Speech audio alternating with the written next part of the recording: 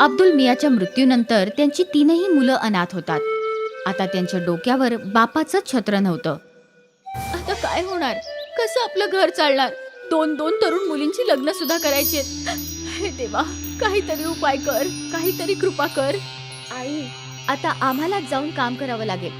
पण तू काय काम करू शकतेस? मला तर फक्त एकच काम चांगलं जमतं, स्वयंपाक करणं. आपण बिर्याणी सेंटर उघडलं तर? पण त्यासाठी खूप पैसे लागतील दीदी. पैशांची काळजी करू नका. माझे हे दागिने कधी कामी येतील. आणि एकदा का सगळं नीट झालं की तुम्ही सगळे मिळून सोडवा आहे. पण आई, हे बाबांनी तुझ्यासाठी आणले होते. बाळा, माझी पहिली जबाबदारी तुम्ही सगळे आहात. दागिन्यांचं काय? ते तर पुन्हा करता येतील. ठीक आहे. शिफाने आपल्या आईचे दागिने घेतले आणि ते गहाण ठेवून तिला 20,000 रुपये मिळाले. त्या पैशातून हे लोक छोटीशी हातगाडी खरेदी करतात आणि तीनही भाऊ बहीण मिळून त्या गाडीवर काम करू लागले. घ्या घ्या, गरम गरम बिर्याणी घ्या. चव तर अशी की बोट चाटतच राहाल. घ्या घ्या, गरम गरम बिर्याणी घ्या. बऱ्याच लोकांनी त्यांच्याकडची बिर्याणी घेतली आणि सगळ्यांनाच ती बिर्याणी खूप आवडली. वा, काय बिर्याणी आहे. आम्ही कधी इतकी स्वादिष्ट बिर्याणी खाल्लीच नव्हती. हो हो, खूप छान बिर्याणी आहे. धन्यवाद दादा. ही आमच्या आईची रेसिपी आहे. आमच्या आईची स्पेशल बिर्याणी. खूप चांगली आहे. आणि बघता बघता त्यांच्या बिर्याणीची गाडी चालू लागली. गाडी समोर खूप लोकांची गर्दी होऊ लागली. मला 2 बिर्याणी पार्सल द्या. ठीक आहे. मला पण द्या. आता नदीमला लोकांना बोलवण्याची गरज पडत नव्हती. हातगाडीवर इतकी गर्दी असायची की तिघं भाऊ बहीण मिळून ऑर्डर घेत असत. ही घ्या तुमची ऑर्डर. ही तुमची. ही तुमची. एका महिन्यानंतर शिफा कमावलेले पैसे मोजत होती. हे घे आई, ह्या महिन्याचा नफा 20,000 रुपये. काय? तू बरोबर ऐकलंस, 20,000 रुपये. इतके सगळे पैसे? आपली बिर्याणी लोकांना आवडू लागली आहे. ग्राहकांची कायम गर्दी असते आई. हे देवा, तुझे खूप खूप आभार. तू माझ्या मुलांना यश प्रदान केलंस. धन्यवाद. आई, पुढच्या महिन्यातच तुझे दागिने सोडून आणू आम्ही. देवाचीच कृपा होईल. आज शिफाचा परिवार खूप खुश होता. त्यांच्या वडिलांच्या निधनानंतर पहिल्यांदाच त्यांच्या घरी काहीतरी चांगलं घडलं होतं. तीनही भाऊ बहिणींनी त्यांचे कष्ट सुरूच ठेवले आणि दिवसेंदिवस खूप प्रगती करू लागले. हे सगळं आमच्या तिघांच्या एकतेमुळे झालंय. हो ताई. आणि आपण नेहमी एकत्रच राहू. हो, नेहमीच. काही महिन्यांनंतर तिघांनी हातगाडी सोडून हॉटेल काढलं. नदीम काउंटरवर बसायचा आणि शिफा आणि सना बिर्याणी बनवायचे. नदीम भाऊ, तो स्वाद आहे हातगाडीवाला. अगदीच. ही तर आमच्या आईची रेसिपी आहे आणि भाऊ, चव कधीच बदलणार नाही. लोक बऱ्याचदा ह्यांच्या बिर्याणीच्या चवीची स्तुती करायचे. हळूहळू त्यांना पार्टीच्या केटरिंगच्या ऑर्डरही मिळू लागल्या. भाऊ, माझ्या घरी उद्या पार्टी आहे. 100 लोकांसाठी बिर्याणी पाहिजे आहे. हो, नक्की मिळेल ना. पण तीच चव पाहिजे जी आम्हाला इथे मिळते. हो, नक्कीच हीच चव असेल. काळजी करू नका, ऑर्डर देऊन जा. तिघही भाऊ बहीण खूप खुश होते कारण त्यांचा व्यवसाय चांगला चालला होता. मग एके दिवशी काय झालं? ही ऑर्डर अजून गेली नाही. त्या काझी साहेबांच्या घरी लग्न होतं, पण काहीतरी कारणाने त्यांचं लग्न मोडलं. त्यामुळे आता ऑर्डर जाणार नाही. हे देवा, खूप वाईट झालं. तू एक काम कर, हे जेवण गरिबांना दे. कमीत कमी काझी साहेबांचे आशीर्वाद मिळतील. ठीक आहे ताई. आपल्या मोठ्या बहिणीच्या सांगण्यावरून नदीमने सगळी बिर्याणी भिकाऱ्यांमध्ये वाटून टाकली. पण त्यांची इच्छा नव्हती. जेव्हा तो हॉटेलमध्ये परत आला तेव्हा सना तिथे नव्हतीच. ताई कुठे आहे? ती तर घरी गेली आहे. मला कळत नाहीये की ताईने इतकी सगळी बिर्याणी गरिबांमध्ये का वाटून टाकायला सांगितली असेल. काय बोलतोयस तू? सना ताई, आज काझी साहेबांच्या घरी लग्न होतं. त्यांनी 100 लोकांच्या बिर्याणीची ऑर्डर दिली होती, पण काहीतरी कारणाने त्यांच्या घरचं लग्न मोडलं. बिर्याणी उरली होती. मी विचार करत होतो की सगळी बिर्याणी विकून टाकूया, पण ताईने सांगितलं की सगळी बिर्याणी गरिबांमध्ये वाटून टाक. हा बरोबर निर्णय नव्हता. आपण त्या बिर्याणी मधून सुद्धा पैसे कमवू शकलो असतो ताई. हो, नक्कीच. आपली ताई खूप चांगल्या मनाची आहे. म्हणून तिने विचार केला असेल की जर ह्या बिर्याणीचे पैसे मिळाले आहेत तर बिर्याणी गरिबांना वाटली तर. पण त्यांना दुप्पट फायद्याचा विचार मनात आलाच नसेल. असू शकतं. तेवढ्यात शिफा तिथे आली आणि मग सना आणि नदीमने त्यांचं बोलणं बंद केलं. सगळी बिर्याणी गरिबांमध्ये वाटली ना? हो हो, वाटली. कमीत कमी काझी साहेबांना आशीर्वाद मिळतील. आता त्यांना आशीर्वादाची खूप गरज आहे. हो. सना आणि नदीम त्यांच्या मोठ्या बहिणीच्या निर्णयाशी सहमत नव्हते. असो, त्यांचा व्यवसाय चालतच राहिला. त्यांना अजून बऱ्याच मोठ्या ऑर्डर्स मिळत राहिल्या. त्यांचं हॉटेल सुद्धा चांगलं चालत होतं. मग काही महिन्यानंतर अजून एक ऑर्डर कॅन्सल होते. नदीम, अन्सारी साहेबांची ऑर्डर कॅन्सल झाली आहे. तू ही सगळी बिर्याणी गरिबांमध्ये वाटून टाक. ठीक आहे ताई. नदीमने हो तर म्हटलं, पण त्याची इच्छा नव्हती. मोठी बहीण गेल्यानंतर सना आणि नदीम त्याबद्दल बोलायला लागले. काय आपण ही बिर्याणी विकू शकत नाही?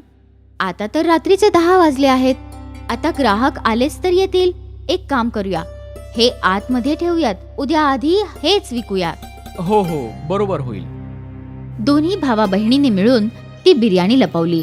दुसऱ्या दिवशी त्या दोघांनी आधी तीच बिर्याणी विकली आणि ते दोघं खूप खुश झाले, कारण फायदा दुपटीने झाला होता आणि शिफा या गोष्टीपासून अनभिज्ञ होती. मग काय, कधीही ऑर्डर कॅन्सल झाली तर दुसऱ्या दिवशी नदीम आणि सना ती बिर्याणी विकून टाकायचे. हा प्रकार बरेच महिने चालत राहिला. एके दिवशी ही शिळी बिर्याणी नेहमीच्या ग्राहकाच्या ताटात आली. नदीम भाऊ, काहीतरी गडबड आहे. बिर्याणीमध्ये तो स्वाद नाहीये. असं कसं होऊ शकतं भाऊ? आम्ही तर बिर्याणी आधीसारखीच बनवत आहोत. ठीक आहे. हळूहळू सगळ्या ग्राहकांना बिर्याणीची गडबड कळायला लागली आणि त्यांना ती चव आवडत नव्हती. अचानक त्यांच्या हॉटेलचे ग्राहक कमी होऊ लागले. तेव्हा शिफा विचारात पडली. अचानक असं काय झालं? आपले ग्राहक कमी का व्हायला लागलेत? असं चालत राहिलं तर कसं चालेल? नदीमला त्याची चूक लक्षात आली. तो त्याच्या बहिणीसमोर रडायला लागला. माझी चूक आहे सगळी. मी आणि सना ताईने लोकांना शिळी बिर्याणी खायला घातली. काय? नदीमने आपल्या ताई समोर सगळी चूक मान्य केली. हे तू काय केलंस? जास्ती फायदा करण्याच्या गडबडीत धंदाच बंद पाडलास. आता आपण कसं ग्राहकांना परत आणणार? आम्हाला माफ कर ताई. आम्हाला माहिती नव्हतं की असं काहीतरी होईल. तुमच्या लालचीपणामुळे सगळं नुकसान होतं आहे. तिघही विचार करू लागले की आता गिऱ्हाईकांना परत कसं आणावं. आणि मग दुसऱ्या दिवशी शिफाला एक मार्ग सापडतो. शिफाने एक बोर्ड लिहिला. आम्हाला माफ करा. आमच्या चुकीमुळे तुम्हाला शिळी बिर्याणी खावी लागली. आम्ही चूक मान्य करतो, म्हणून पुढचा एक आठवडा सगळ्यांना बिर्याणी फुकट देण्यात येईल. हा बोर्ड शिफाने हॉटेलच्या बाहेर लावला. गिऱ्हाईकांनी बोर्ड वाचला आणि ते फुकटची बिर्याणी खायला हॉटेलमध्ये आले आणि पुन्हा एकदा त्यांना ताज्या बिर्याणीची चव आवडायला लागली. ही तर अगदी पहिल्यासारखीच आहे. हो हो, मजा आली. भलेही त्यांना फुकट एक आठवडा बिर्याणी खायला घालावी लागली, पण त्यांच्या अडचणीचा मार्ग मिळाला. त्यांचे ग्राहक परत आले आणि सना आणि नदीमला लक्षात आलं की हावरटपणा वाईट सवय आहे. एकदा पुन्हा आईची बिर्याणी चालू लागली. सुनील आणि आसिफ दोघं मित्र होते. ते दोघं एकाच गावात राहत होते आणि एकत्र बांबू कापायला जात असे. आपण जंगलाच्या खालच्या बाजूला जायला हवं. तिकडे खूप मोठे मोठे बांबूची झाडं आहेत. पण तिथे जायला आपल्याला नदी पार करावी लागेल आणि परत येताना नदीत पाण्याचा प्रवाह जास्त असला तर आपण येणार कसं? आपण तेव्हाच त्या बाजूला जाऊ जेव्हा नदीचा प्रवाह कमी असेल आणि लवकर लवकर बांबू कापून परत येऊ. जेवढा बांबू लांब असतो तेवढे पैसे जास्त. याचा विचार कर. हे सुद्धा ठीक आहे. मग उद्याच जाऊया. दुसऱ्या दिवशी दोघं खालच्या जंगलात जाऊन पोहोचले. इथे किती मोठे मोठे बांबू आहेत आणि लांबही. व्यापारी यांचे चांगले पैसे देतील. हो. चांगले बांबू मिळाल्यामुळे दोघे खूप आनंदात होते. त्यांनी ते बांबू त्यांच्या गावात आणले. वा वा, खूप दिवसांनी असे बांबू पाहिले आहेत. आता यांची किंमतही चांगली द्या. हो हो, एका बांबूचे 200 रुपये. तुम्ही दोघांनी 5 बांबू आणले आहेत, त्याचे झाले 1000. 1000 मिळाल्यामुळे दोघे खूप आनंदात होते. ते पैसे दोघांनी आपसात वाटून घेतले. रोज लहान लहान बांबूंची फक्त 300 रुपयांची कमाई होत होती. आज 500 रुपयांची झाली आहे. आता आपण नेहमी जंगलाच्या खालच्या भागातच जाऊ. हो. त्या दिवसानंतर ते दोघं नदी पार करूनच बांबू आणत असत आणि व्यापारी पण त्यांना चांगले पैसे देत असे. एकदा दोघं जायला निघाले. भाई, आईने सांगितले की बाजारातून काही मसाले आणि तांदूळ आणायचे आणि मला पनीरही घ्यायचंय. तर चल आधी बाजारात जाऊया, मग तिथून नदी पार करूया. हो, दोघी कामं एकाच वेळी होतील. दोघं बाजारात गेले आणि त्यांना जे सामान हवं होतं ते त्यांनी विकत घेतलं. बघ मित्रा, किती ताजं पनीर मिळालंय. आज रात्री तर माझी पार्टी आहे. मी पण येईन खायला. ये ना. तुला कधी नाही म्हटलंय का मी? चल आता नदीच्या पलीकडे जाऊ. बांबू कापून विकायचे पण आहेत ना. हो हो. आणि ते दोघं खालच्या जंगलाकडे गेले. नेहमीप्रमाणे त्यांनी नदी पार केली आणि ते जंगलात गेले आणि बांबू कापू लागले. पण अचानक पाऊस सुरू झाला. आपल्याला घरी जायला हवं. नदीचं पाणी वाढू लागलंय. हो, फक्त एक आणखी बांबू कापूया. हो. पाऊस आणखी वाढला. काही वेळातच त्यांचे बांबू कापून झाले आणि ते दोघं ते बांबू घेऊन नदीकडे जाऊ लागले. पण नदीला पूर आला होता. नदीत पाणी खूप जास्त झालंय. एवढ्या वादळात नदी पार करणं आपल्यासाठी सुरक्षित नाही. हो, आपण काही वेळ जंगलातच वाट पाहू. हो, त्या बाजूला जी गुहा आहे तिथेच वाट पाहूया. दोघं गुहेकडे गेले. गुहेत आधीपासूनच काही सुकलेली लाकडं होती. यांना जाळूया, थोडं गरम वाटेल. आसिफने जे सामान घेतलं होतं त्यात माचीसही होती. आसिफने त्या सुक्या लाकडांना आग लावली आणि दोघं मित्र शेक घेऊ लागले. खूप भूक लागलीये यार. मलाही. ऐक, आपण काहीतरी बनवूया. नाहीतरी थोडं सामान आपल्याकडे आहेच ना. पण आपण कसं बनवणार? आपल्याकडे तर भांडी पण नाहीयेत. तेव्हाच आसिफचं लक्ष बांबूकडे गेलं. आपल्याकडे बांबू तर आहेत ना. बांबू मध्ये जेवण शिजवू शकतो. कसं काय? तू बांबू बिर्याणी नाही ऐकली का? नाही, बांबूत बिर्याणी पण बनते. पण आपल्याकडे मांस कुठे आहे? मांस नसलं म्हणून काय झालं, पण आपल्याकडे पनीर तर आहे. पनीर बिर्याणी बनवूया. पण कसं काय? तू पाहत राहा. आसिफने 2 बांबूचे तुकडे कापले. त्याच्याकडे जे तांदूळ होते ते त्याने धुतले. बांबूमध्ये तांदूळ, मसाले, पाणी, मीठ आणि पनीर टाकलं. मग बांबूच्या एका बाजूला झाडाची पानं भरून बांबू बंद केला आणि मग ते सगळं नीट हलवलं आणि आगीवर ठेवलं. आता फक्त 20 मिनिटात आपली बांबू बिर्याणी तयार होईल. बघूया. बांबू आगीवर शेकू लागले आणि जेव्हा बांबू पूर्णपणे जळले तेव्हा खूपच छान वास गुहेत पसरला होता. असं वाटतंय बिर्याणी तयार झालीये मित्रा. आसिफने ते बांबू बाहेर काढले आणि 2 केळ्याची पानं लावली आणि बांबू थंड झाल्यावर बिर्याणी त्या केळ्याच्या पानावर काढली. बघायला तर खूप चविष्ट वाटतीये. आता कशीही असो, भूक लागलीये तर आपण खाऊया. चल.